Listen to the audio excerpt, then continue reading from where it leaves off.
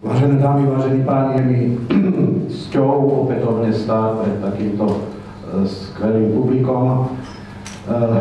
Našu prezentáciu sme pripravili spolu s takými vychádzajúcimi hviezdami na akademickom nebi na Fakulte architektúry Peter Morgenstein a Jan Legeny.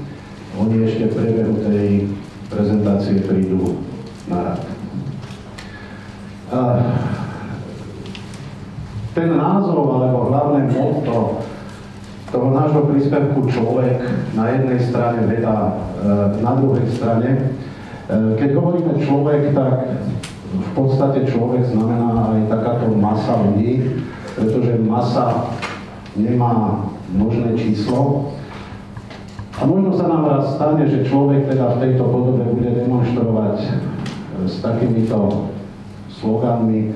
Ľudia možno budú chcieť úsporne bývať, budú chcieť zelenú architektúru a my na to budeme musieť nejakým spôsobom reagovať.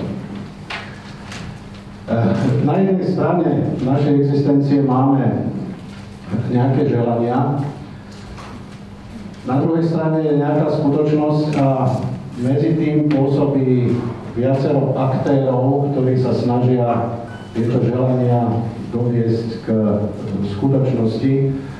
My sme sa trošku zamýšľali nad tým, teda, aké želania a ktorí aktéri a do akej skutočnosti dokážu tieto želania priviesť.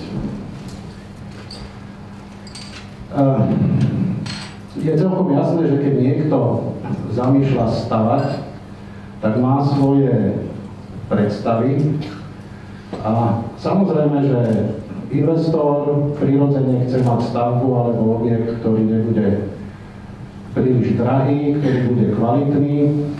A v súčasnosti nám pôsobí už tento fenomén ako zelený marketing, teda zelenosť sa stáva istým parametrom úspešnosti na trhu alebo istým vyčleňovaním sa zo štandardov.